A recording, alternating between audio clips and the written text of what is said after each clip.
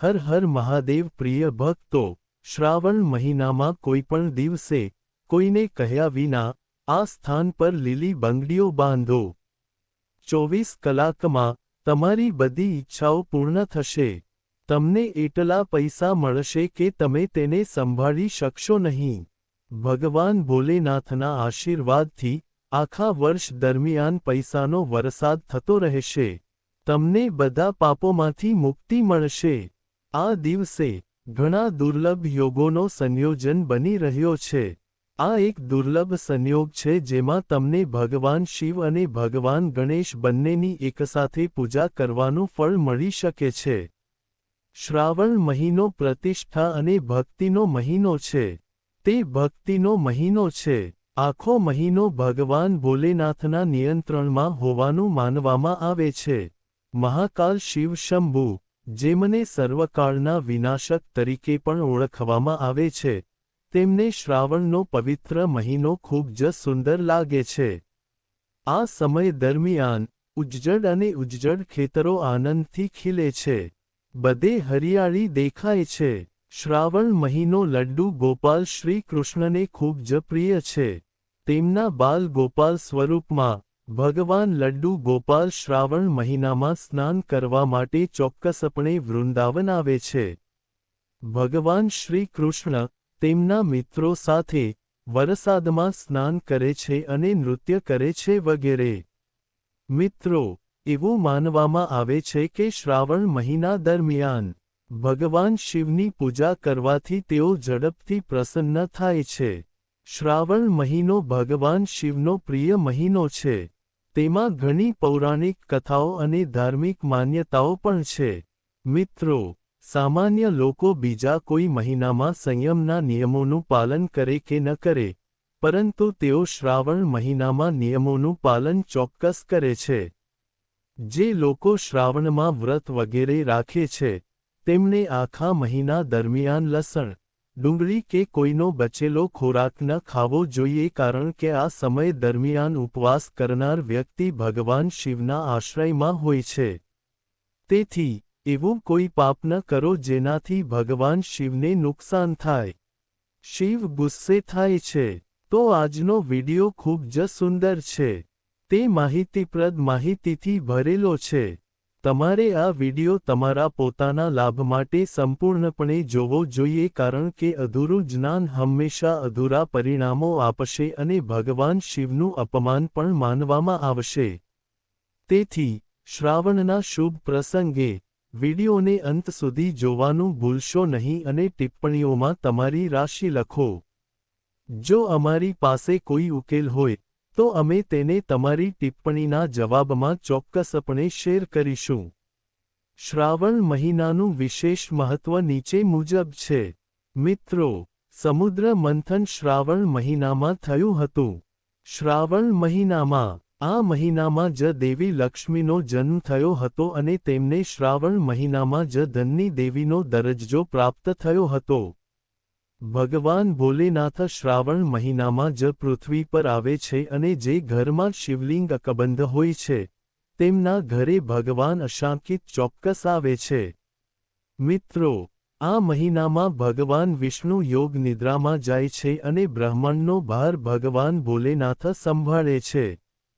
તો આજના વિડિયોનો વિષય ખૂબ જ સુંદર છે કે આ ઝાડ પર 2 જોડી લીલી બંગડીઓ, તમારી બધી ઈચ્છાઓ જલ્દી પૂર્ણ થશે અને આ ઝાડ પર જો તમે શ્રાવણ મહિનામાં લીલી બંગડીઓ બાંધશો, તો તમારી બધી ઈચ્છાઓ જલ્દી પૂર્ણ થશે અને તમારો આવનારો સમય પણ સરળતાથી પસાર થશે અને તમારા જીવનમાં જે પણ સમસ્યા આવી રહી છે તેનો પણ અંત આવશે.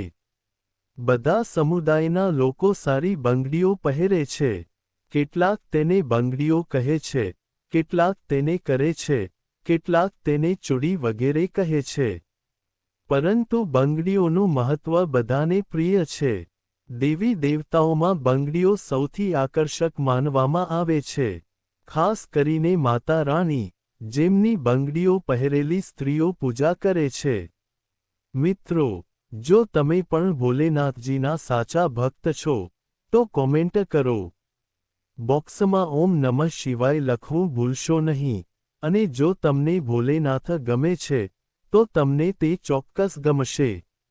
મિત્રો, આ 3 વૃક્ષો ભગવાન ભોલેનાથને ખૂબ પ્રિય છે અને આ વૃક્ષોની પૂજા કરવાથી ભગવાન શિવની પૂજા જેવું જ પરિણામ મળે છે. મિત્રો, શાસ્ત્રોમાં પણ કહેવામાં આવ્યું છે કે માનવજાતના કલ્યાણ માટે ભગવાન ભોલેનાથ અને માતા પાર્વતી પોતે આ વૃક્ષોના રૂપમાં પૃથ્વી પર અવતર્યા હતા. એટલે કે તેઓ પૃથ્વી પર જન્મ્યા હતા. તો ચાલો આ વિડિયોમાં શ્રાવણ મહિનામાં લીલી બંગડીઓનું મહત્વ શીખીએ. મિત્રો, લીલો રંગ સૌભાગ્યનો રંગ છે અને તેને આનંદનું પ્રતીક માનવામાં આવે છે જે મનને ખૂબ જ જલ્દી ખુશ કરે છે. લીલો રંગ એ પ્રકૃતિનું સ્વરૂપ છે. લીલો રંગ પ્રકૃતિનું સ્વરૂપ માનવામાં આવે છે અને માતા પાર્વતી પણ પ્રકૃતિ છે અને ભોલેનાથને પુરુષ માનવામાં આવે છે. મિત્રો, લીલા રંગનું ઉદાહરણ આ પ્રમાણે છે. શ્રાવણમાં ભગવાન શિવને અર્પણ કરવામાં આવતા બેલપત્ર, ધતુરા, ભાંગ અને દૂબ લીલા રંગના હોય છે. મિત્રો, પ્રકૃતિના સર્જક ભગવાન ભોલેનાથ લીલા રંગથી ખૂબ જ ઝડપથી પ્રસન્ન થાય છે. શ્રાવણમાં જે સ્ત્રી લીલા રંગની બંગડીઓ પહેરે છે, લીલા કપડાં પહેરે છે, તેમને શાશ્વત સૌભાગ્ય પ્રાપ્ત થાય છે.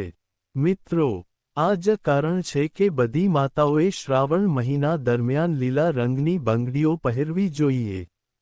તેમને લીલા રંગના કપડાં પહેરવા જોઈએ. જે માતાઓ અને બહેનો શ્રાવણ મહિનામાં ભગવાન શિવની પૂજા કરે છે, જે શિવ પ્રકૃતિ છે, આવી માતાઓ અને બહેનોએ લીલા રંગના કપડાં પહેરવા જોઈએ અને કોઈ પણ સ્ત્રીએ શ્રાવણ મહિનામાં ક્યારેય વાદળી કે કાળા રંગના કપડાં ન પહેરવા જોઈએ, ભૂલથી પણ.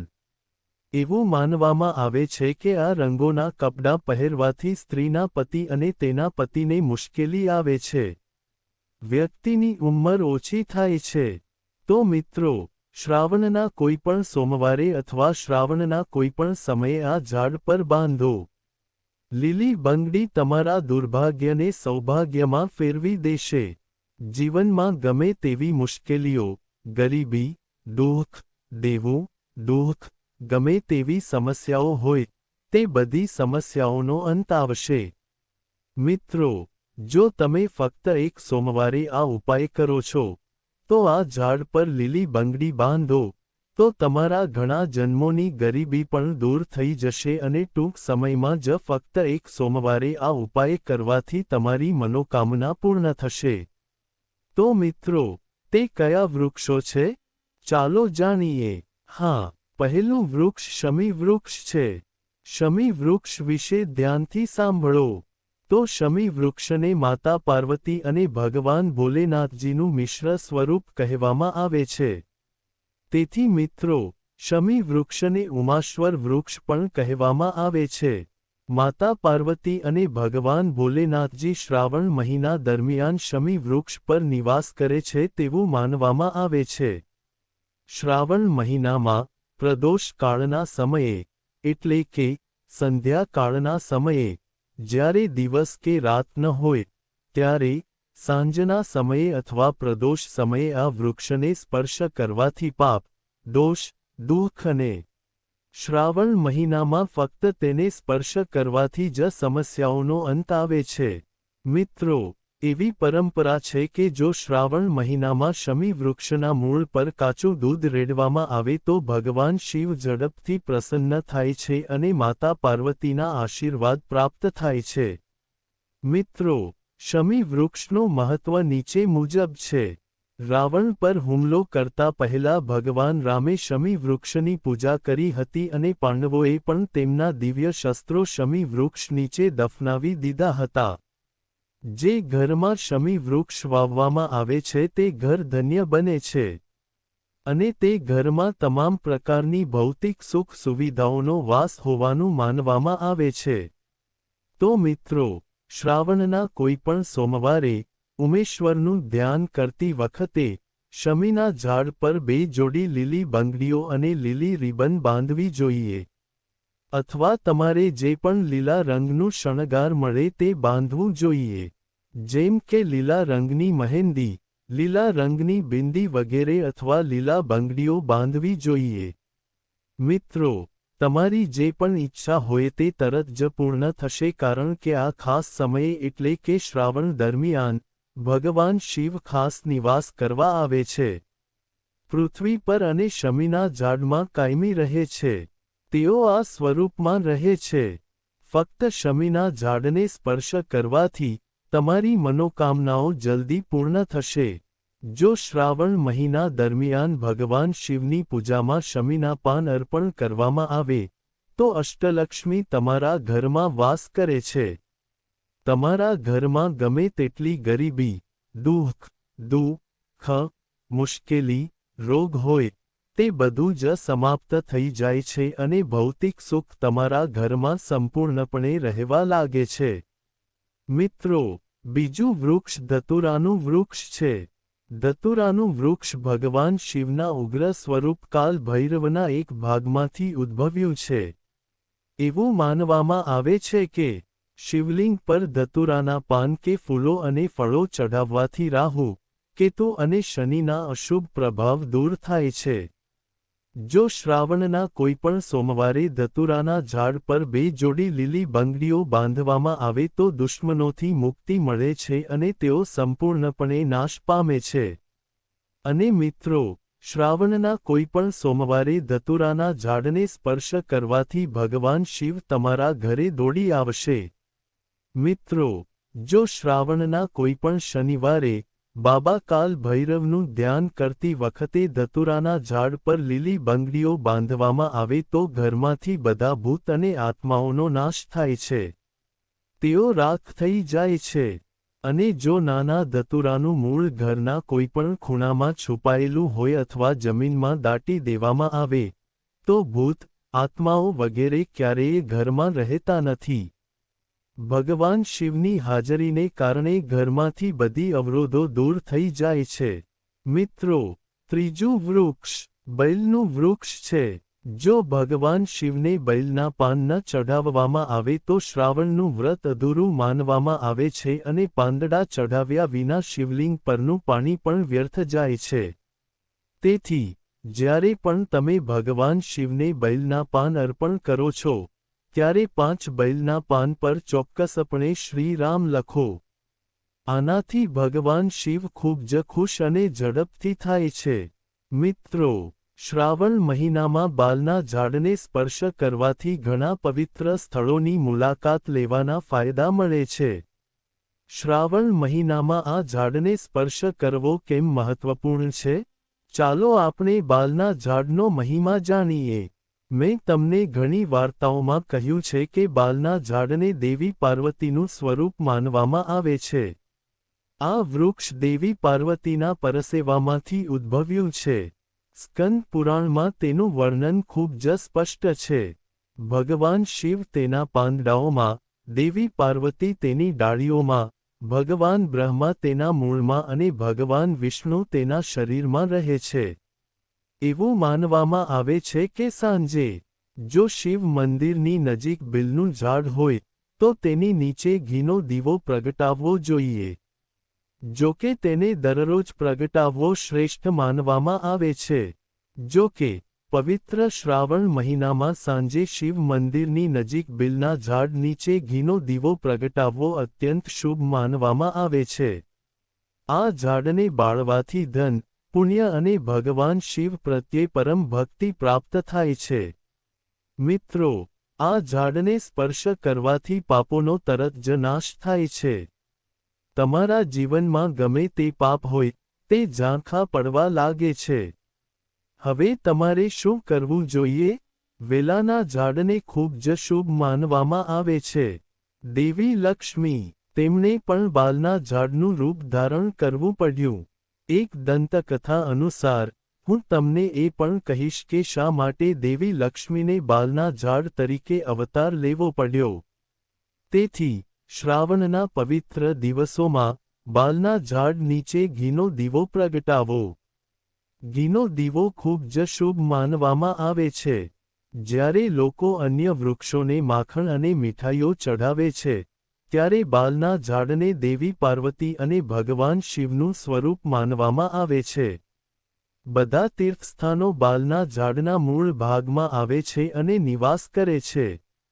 તેથી જ એવું કહેવાય છે કે શ્રાવણ મહિનામાં જે લોકો તીર્થસ્થાનોની મુલાકાત લઈ શકતા નથી કે પવિત્ર સ્થળોની મુલાકાત લઈ શકતા નથી, જો તેઓ 1 મહિના સુધી બાલના ઝાડ નીચે ઘીનો દીવો પ્રગટાવે છે, તો તેમને બધા પવિત્ર સ્થળોની મુલાકાત લેવા જેટલું જ પુણ્ય મળે છે. તેથી હું એવી ગુપ્ત અને રહસ્યમય માહિતી શેર કરું છું જે તમારા બધા દર્શકોને લાભ કરશે અને તમારી આધ્યાત્મિક પ્રગતિને પ્રોત્સાહન આપશે. દરેકને પૈસાની જરૂર હોતી નથી. કેટલાક પુણ્ય શોધે છે, જ્યારે કેટલાક આધ્યાત્મિક પ્રગતિ શોધે છે. તેથી જ હું નાના સદ્ગુણોથી ભરેલી આવી રહસ્યમય માહિતી વિડિયોઝમાં શેર કરું છું. હું કરું છું. મિત્રો, હવે તમારે શું કરવાનું છે? શ્રાવણના શુભ અને પવિત્ર દિવસોમાં તમારે આ ઝાડને સ્પર્શ કરવો પડશે. તમારે માતા પાર્વતીને પ્રાર્થના કરવી પડશે કે હે માતા પાર્વતી, તમે શક્તિનું સ્વરૂપ છો. તમે લક્ષ્મી છો. તમે ધનની દેવી છો. તમે આ દુનિયા ચલાવનાર દેવી છો. આ રીતે પ્રાર્થના કરતી વખતે તમારે આ ઝાડને સ્પર્શ કરીને કહેવું પડશે કે માતા, કૃપા કરીને મારી ગરીબી દૂર કરો. મારી ગરીબી દૂર કરો. મારા જીવનમાં ચાલી રહેલી બધી સમસ્યાઓ દૂર કરો. આ સાથે તમારે એક કપૂર અને એક લવિંગ બાળવી પડશે. પછી તમારે એક બીજું કામ કરવું પડશે. બાળ્યા પછી આ ઝાડમાંથી મૂર્તિ બહાર કાઢો. હું તમને ધતુરાના પાન અને ધતુરાના ફળ અર્પણ કરી રહ્યો છું. કૃપા કરીને તેનો સ્વીકાર કરો. મિત્રો, તમે આ વૃક્ષના મૂળ નીચે ધતુરાના ફળ અને ફૂલો પણ મૂકી શકો છો. જો ફૂલો ઉપલબ્ધ હોય તો તેમને મૂકો, નહીં તો પાંદડા અર્પણ કરો. આ પછી ઝાડને સ્પર્શ કરો અને પ્રાર્થના કરો કે આપણી ગરીબી દૂર થાય. આપણી ગરીબીનો અંત આવે. અને ખાસ પ્રાર્થના કરવાનું ભૂલશો નહીં.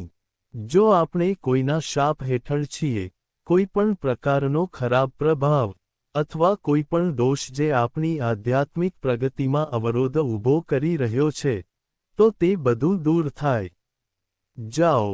જો શનિ, રાહુ અને કેતુનો કોઈ ખરાબ પ્રભાવ હોય, કોઈ નવગ્રહ ગ્રહ પીડા પેદા કરી રહ્યો હોય અથવા કોઈ પ્રકારનો પિતૃ દોષ હોય, તો તે પણ દૂર કરવું જોઈએ કારણ કે પિતૃ દોષ વ્યક્તિની આધ્યાત્મિક પ્રગતિમાં અવરોધ ઊભો કરે છે.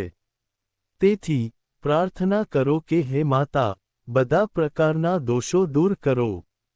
તેમને તમારી અંદર સમાવી લો અને અમને તેમાંથી મુક્ત કરો. આ રીતે તમારે આ પ્રાર્થના કરવી પડશે અને તમારે એક કામ કરવું પડશે. શ્રાવણના સમયે ધાર્મિક શાસ્ત્રોમાં તમને આ કહેવામાં આવ્યું છે. ઘણા લોકો તમને પણ કહે છે. અમારા ગુરુજી પણ કહેતા હતા કે શ્રાવણના સમયે વેલાના ઝાડના મૂળમાં ખાંડ ભેળવેલું દૂધ અર્પણ કરવું ખૂબ જ શુભ માનવામાં આવે છે. તમે બધા દર્શકો કદાચ સીધા ઊભા રહીને નીકળતી ખાંડ ભેળવેલી મીઠાઈથી પરિચિત હશો. તે ખાંડ જેવું જ છે. વેલાના ઝાડના મૂળમાં ખાંડ ભેળવેલું દૂધ અર્પણ કરવાથી એવું કહેવાય છે કે આવી વ્યક્તિ ક્યારેય ગરીબ ન બને. જો દેવી લક્ષ્મી કોઈથી નારાજ હોય તો પણ આ પ્રથા તેને પ્રસન્ન કરે છે. આવા વ્યક્તિને જીવનમાં ધનની કમી રહેતી નથી. તેઓ સ્વસ્થ રહે છે અને તેમનું શરીર સ્વસ્થ રહે છે. જો તમે ઈચ્છો તો લીમડાના ઝાડ પર પણ આ વિધિ કરી શકો છો. લીમડાના ઝાડને દેવી લક્ષ્મીનું નિવાસસ્થાન માનવામાં આવે છે. બધી દૈવી શક્તિઓ પણ તેમાં રહે છે. શ્રાવણના શુભ દિવસોમાં તમારી ક્ષમતા મુજબ કાચ અથવા તાંબાના વાસણમાં દૂધ લો, તેમાં ખાંડ ઉમેરો અને તે દૂધ લીમડાના ઝાડના મૂળમાં અર્પણ કરો. તમારે ફક્ત મીઠું દૂધ જ અર્પણ કરવું પડશે અને ગરીબી દૂર કરવા માટે પ્રાર્થના કરવી પડશે. જે લોકો દેવાના બોજથી દબાયેલા છે તેઓ તેમના દેવાના બોજ દૂર થાય તેવી પ્રાર્થના કરી શકે છે. આમ કરવાથી બધી દૈવી શક્તિઓ તમારા પર પ્રસન્ન રહે છે. મિત્રો, શ્રાવણ મહિનામાં ચોક્કસ પ્રકારના બીલીના પાન ક્યારેય મહાદેવને ચઢાવવા જોઈએ નહીં.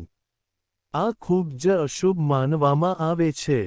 પૌરાણિક માન્યતાઓ અનુસાર, બીલીના પાન ચઢાવવાથી ભગવાન શિવના માથામાં ઠંડક મળે છે.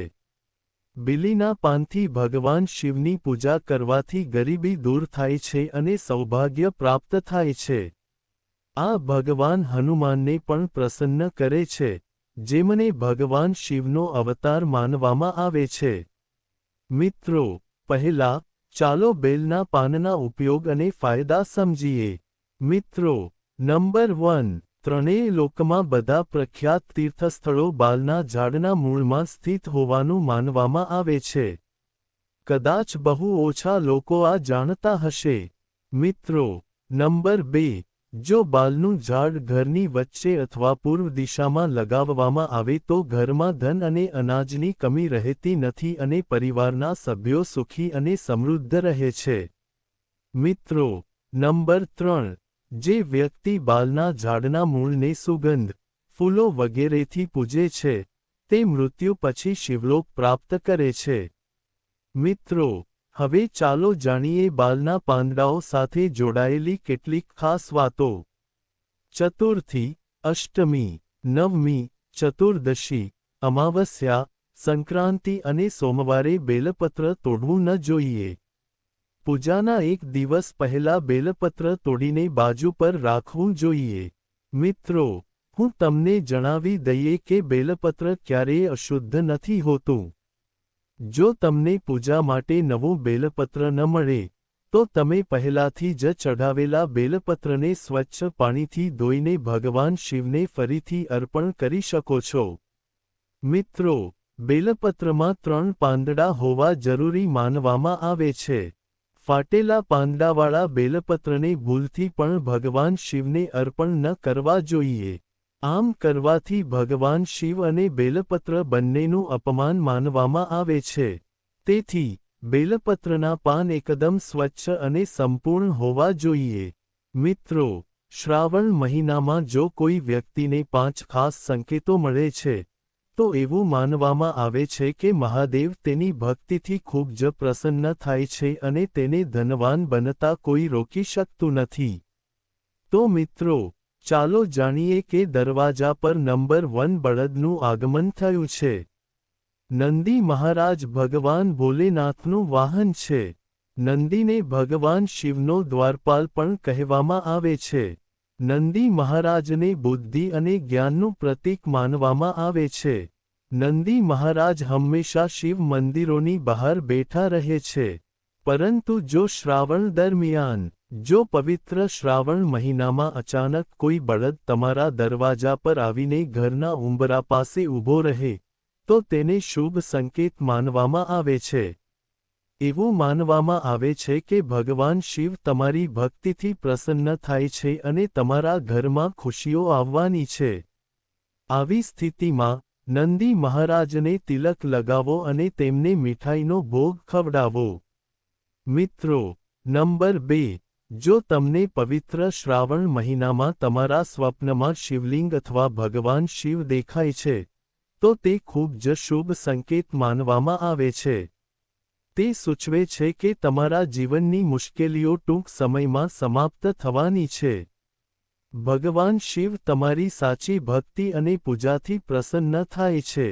આવા સમયે, ભગવાન શિવ પ્રત્યે ભક્તિમાં કોઈ ઉણપ ન હોવી જોઈએ. ઘરને સ્વચ્છ રાખો કારણ કે તે ભગવાન શિવના આશીર્વાદનું પ્રતીક માનવામાં આવે છે.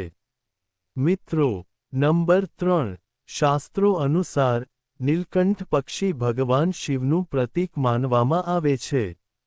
જો શ્રાવણ મહિનામાં, નીલકંઠ પક્ષી તમારા ઘરની છત પર આવીને બેસે છે, તો તેને ભૂલથી પણ ભગાડવું જોઈએ નહીં. આ એક ખૂબ જ શુભ સંકેત માનવામાં આવે છે. શાસ્ત્રોમાં કહેવામાં આવ્યું છે કે નીલકંઠ પક્ષી ઘરમાં આવીને બેસે છે તે ભગવાન શિવના ખાસ આશીર્વાદનું પ્રતીક છે. એવું માનવામાં આવે છે કે હવે તમારા ખરાબ દિવસોનો અંત આવવાનો છે. એવું કહેવાય છે કે ભગવાન શ્રી રામે રાવણને હરાવતા પહેલા શ્રાપથી પણ મુક્તિ મેળવી હતી. પહેલા મેં નીલકંઠના દર્શન કર્યા હતા. મિત્રો, ચોથા નંબર પર, જો પવિત્ર શ્રાવણ મહિનામાં ઘરમાં અચાનક કાળો સાપ દેખાય, તો તે પણ એક શુભ સંકેત માનવામાં આવે છે. આવી સ્થિતિમાં, તેને બિલકુલ નુકસાન ન કરવું જોઈએ. આ ભગવાન શિવના આગમનનો સંકેત છે. મહાદેવ ફક્ત એવા ખાસ પ્રસંગે જ પોતાના સંકેતો આપે છે જ્યારે જેમની ભક્તિ તેમને પ્રસન્ન કરે છે. શ્રાવણ મહિનો ખૂબ જ પવિત્ર મહિનો માનવામાં આવે છે. આ મહિનો એ છે જેમાં ભગવાન શિવ પૃથ્વી પર આવે છે અને તેમના સાચા ભક્તના ઘરમાં પોતાનો વાસ કરે છે. સ્વપ્નમાં મંદિર જોવું, સાપ અને નાગની જોડી જોવી ખૂબ જ શુભ માનવામાં આવે છે. આ ઘરમાં શિવના આશીર્વાદ આવવાનો સંકેત છે. હવે તમારે ખુશ થવું જોઈએ. ભક્તો, જો તમે તમારા જીવનમાં કંઈક નવું શીખવા માંગતા હો, તો આ શ્રાવણ વિડિયો સંપૂર્ણપણે જુઓ. તેને અડધું ન છોડો અને ચેનલને સબસ્ક્રાઇબ પણ કરો જેથી તમને આગામી જ્ઞાનથી ભરેલા વિડિયોઝ સીધા સૂચનાઓ દ્વારા મળતા રહે. ભક્તો, જો કોઈ સ્ત્રી પરિણીત છે, તો ભલે તમારા પતિ તમને આ 3 વસ્તુઓ પહેરવાનું કહે, તમારે તરત જ ના પાડવી જોઈએ. પરિણીત સ્ત્રી, શ્રાવણ મહિનામાં ભૂલથી પણ સ્ત્રીએ આ 3 વસ્તુઓ ક્યારેય પહેરવી જોઈએ નહીં. નહીંતર તે ખૂબ જ અશુભ માનવામાં આવે છે. આજે, આ વિડિયોમાં, અમે તમને પરિણીત સ્ત્રીઓ સાથે સંબંધિત કેટલીક બાબતો વિશે જણાવવા જઈ રહ્યા છીએ, જે દરેક પતિ પત્નીએ ઓછામાં ઓછી એકવાર ચોક્કસ સાંભળવી જોઈએ. તેથી, એક પણ ટીપ ચૂક્યા વિના, આ વિડિયોને અંત સુધી જુઓ જેથી તમે તમારા જીવનમાં સમસ્યાઓનું કારણ ન બનો. લગ્ન પછી, પતિ પત્ની સાત જીવન માટે એકબીજાના બની જાય છે. નવા લગ્નમાં, પતિ પત્ની માટે ઘણી બધી વસ્તુઓ લાવે છે, જે પત્ની અજાણતા પહેરે છે. તે સમયે, પત્નીને તેની ખબર હોતી નથી. પરંપરા અનુસાર કેટલીક વસ્તુઓ અયોગ્ય રીતે પહેરવી એ સામાન્ય બાબત છે. આજના આધુનિક વિશ્વમાં, પરિણીત સ્ત્રીઓ ઘણીવાર એવી વસ્તુઓ પહેરે છે જે તેઓ સંપૂર્ણપણે સમજી શકતી નથી. આ ઘણીવાર ભૂલો તરફ દોરી જાય છે કારણ કે તેમને પરંપરાઓ અને માન્યતાઓનું જ્ઞાન હોતું નથી. ભગવાન શિવે પોતે કહ્યું છે કે શ્રાવણ મહિનામાં જે કોઈ ખરેખર પૂજા કરે છે તે તેની ભક્તિ સ્વીકારે છે અને તેની દરેક ઈચ્છા પૂર્ણ કરે છે, પછી ભલે તે સંપત્તિ સંબંધિત હોય કે વ્યવસાય સંબંધિત. વિડિયો સાથે આગળ વધતા પહેલા, ભક્તો, વિડિયોને લાઇક કરો અને નીચે આપેલા કોમેન્ટ સેક્શનમાં દિલથી લખો, હર હર મહાદેવ. જય ભગવાન શિવ. જય માતા પાર્વતી. તો, ચાલો માહિતી શરૂ કરીએ. હિન્દુ ધર્મમાં, લગ્ન પછી દરેક સ્ત્રી માટે 16 શણગાર ખૂબ જ મહત્વપૂર્ણ માનવામાં આવે છે. વાળ કાપવામાં સિંદૂર, કપાળ પર બિંદી, હાથમાં બંગડીઓ, પગમાં પાવડી અને અંગૂઠાની વીંટી અને લાલ સાડી એ પરિણીત સ્ત્રીના મુખ્ય સંકેતો માનવામાં આવે છે. જ્યારે કોઈ છોકરી પોતાનું ઘર છોડીને બીજા ઘરમાં આ પહેરીને પ્રવેશ કરે છે, ત્યારે તેના જીવનનો અર્થ બદલાઈ જાય છે. શણગાર એ સ્ત્રીની સુંદરતા છે. તે દેખાવની સુંદરતામાં વધારો કરે છે. તે સ્ત્રીના જીવનમાં આવતા ફેરફારો અને સમાજમાં તેની નવી ઓળખને પણ પ્રતિબિંબિત કરે છે. 16 શૃંગારનું મહત્વ ફક્ત ધાર્મિક દ્રષ્ટિકોણથી જ નહીં, પણ વૈજ્ઞાનિક દ્રષ્ટિકોણથી પણ ધ્યાનમાં લેવામાં આવે છે. 16 શૃંગારમાં વપરાતી દરેક વસ્તુનું પોતાનું મહત્વ છે. હિન્દુ ધર્મનું પાલન કરતી દરેક પરિણીત સ્ત્રી શ્રાવણ સોમવારે ઉપવાસ રાખે છે અને પોતાના પતિના લાંબા આયુષ્ય અને સુખી જીવનની કામના સાથે 16 શૃંગાર પહેરે છે. પરંતુ કેટલીક વસ્તુઓ એવી છે જે સ્ત્રીઓએ ન પહેરવી જોઈએ. હવે, કેટલાક ભક્તો એવા હોઈ શકે છે જે આપણી વાતને હળવાશથી લેશે કારણ કે તેઓ આ માન્યતાઓથી અજાણ છે. આવા ભક્તોને, અમે કહેવા માંગીએ છીએ કે અમે જે માહિતી શેર કરી રહ્યા છીએ તે તમારા માટે સારી વાત છે. આજના બદલાતા સમયમાં ઘણા લોકો આ વાતોમાં માનતા નથી, પરંતુ માહિતી હોવી હંમેશા ફાયદાકારક છે. ચાલો વિડિયો ચાલુ રાખીએ. તમારે જે પણ કામ કરવાનું છે તેને થોડા સમય માટે બાજુ પર રાખો અને જે કહેવામાં આવી રહ્યું છે તે ધ્યાનથી સાંભળો. ફક્ત સાંભળીને તમે ઘણી મહત્વપૂર્ણ બાબતો શીખી શકશો.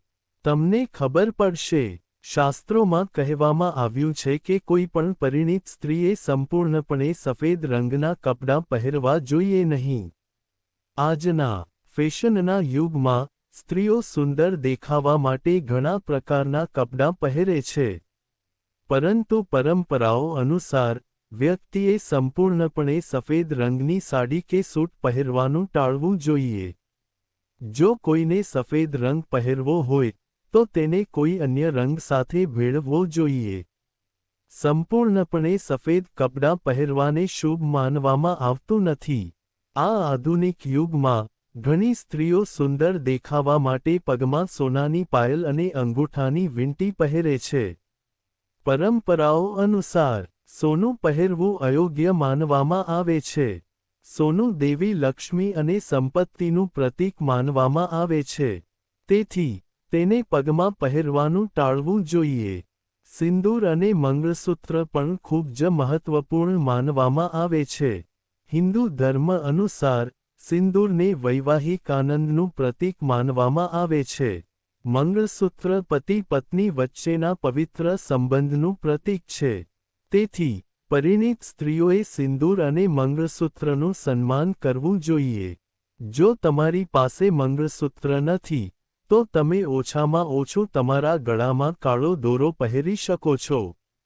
જ્યારે ભગવાન શિવે પોતે લગ્ન કર્યા હતા, ત્યારે તેમણે દેવી પાર્વતીને મંગળસૂત્રથી શણગારવામાં આવ્યા હતા. તેથી તેનું મહત્વ વધુ વધી જાય છે. તો વિડિયોને અંત સુધી જોવાનું ભૂલશો નહીં, કારણ કે અમે સમજાવીશું કે સિંદૂરના ડબ્બામાં શું રાખવું શુભ માનવામાં આવે છે.